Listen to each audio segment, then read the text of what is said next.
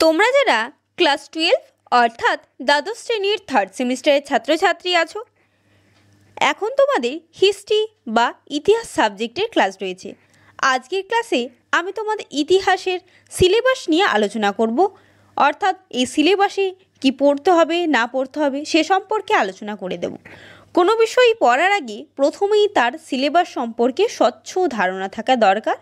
সেই কারণেই আজকে টোটাল সিলেবাসটায় কি পড়তে হবে না পড়তে হবে সেই টোটাল সিলেবাসটা নিয়ে আমি তোমাদের আলোচনা করছি, তোমরা দেখে নাও।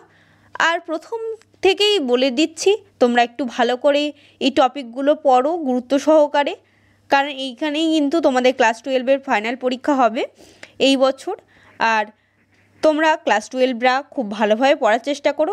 11টা যা হয়েছে যেভাবেই তোমরা পড়ো না কেন, ক্লাস 12টাকে আরও বেশি গুরুত্ব সহকারে পড়তে হবে। এই তোমাদের হিস্ট্রির ক্ষেত্রে ফুল মার্কস বা পূর্ণমান হচ্ছে 40, অর্থাৎ 40 নম্বরের তোমাদের এমসিকিউ প্রশ্ন উত্তর থাকবে।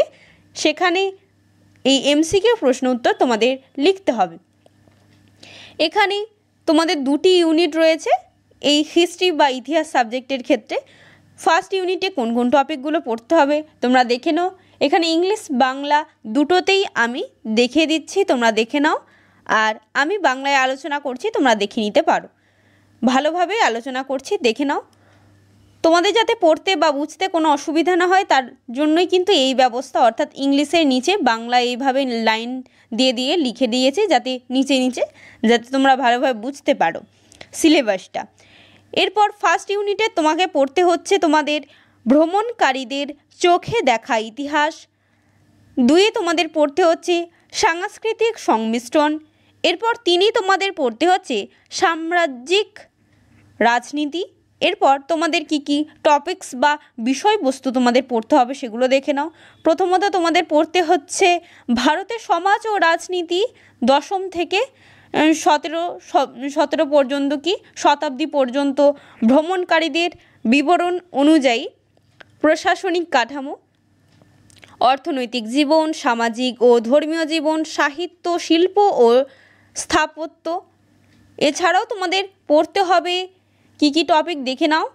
ভক্তি বা ভক্তিবাদ, সুফি বা সুফিবাদ, নাথ, যোগী, বৈষ্ণব প্রভৃতি।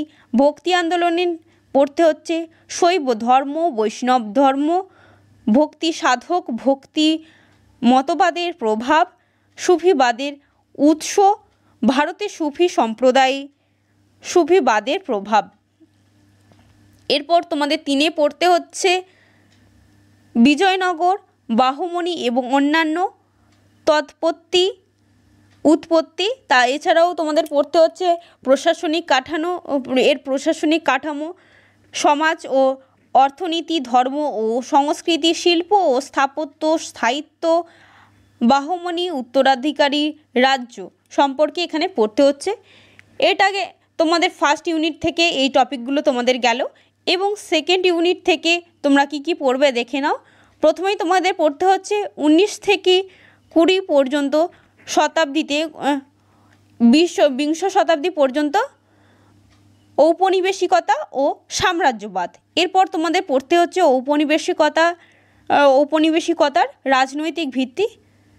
এর পরবর্তীতে তোমাদের পড়তে হচ্ছে ঔপনিবেশিক নিয়ন্ত্রণের উপকরণ। এরপর কি টপিকস পড়তে হচ্ছে তোমাদের দেখে নাও। এখান থেকেও কি বিষয়বস্তু তোমাদের পড়তে হচ্ছে। প্রথমত তোমাদের পড়তে হচ্ছে 17 থেকে 18 শতাব্দীর এশিয়া ও নতুন বিশ্বের ঔপনিবেশিকতার সংক্ষিপ্ত পর্যালোচনা, এশিয়া ও নতুন বিশ্বের ঔপনিবেশিকতার সংক্ষিপ্ত বিবরণ, সাম্রাজ্যবাদ ও ঔপনিবেশিকতার অর্থনৈতিক গতি, বাণিজ্যিক মূল্যবোধ থেকে শিল্প ও অর্থনৈতিক মূলধনী রূপান্তর। এছাড়াও তোমাদের পড়তে হচ্ছে এখানে 2 পড়তে হচ্ছে সাম্রাজ্যবাদ, ঔপনিবেশিকতা, নব্য সাম্রাজ্যবাদের পরিভাষা। এছাড়াও তোমাদের পড়তে হচ্ছে ঔপনিবেশিকতার রাজনৈতিক ভিত্তি, উপনিবেশগুলোর রাজনৈতিক ও অর্থনৈতিক আধিপত্য ও অধীনতা, বর্ণবাদ ও ঔপনিবেশিক সমাজে এর প্রভাব, নব্য সাম্রাজ্যবাদ। এছাড়াও তোমাদের 3 পড়তে হচ্ছে ঔপনিবেশিক নিয়ন্ত্রণের উপকরণ। ভারত একটি ঔপনিবেশিক রাষ্ট্র হিসাবে নিয়ন্ত্রণের উপকরণ। এখানে আইন, বিধানসভা, আমলাতন্ত্র, পুলিশ, সেনাবাহিনী, ঔপনিবেশিক অর্থনীতির অধীনতা। এই ছিল আজকের ক্লাসে তোমাদের টোটাল এই হিস্ট্রি সাবজেক্টের সিলেবাস।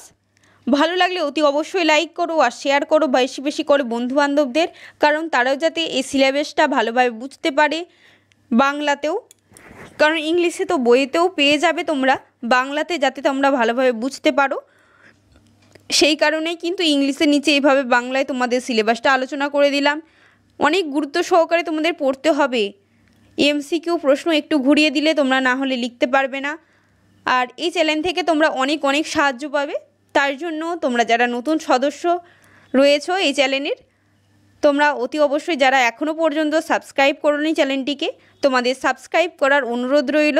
আর আজকের ক্লাসটা এই পর্যন্তই।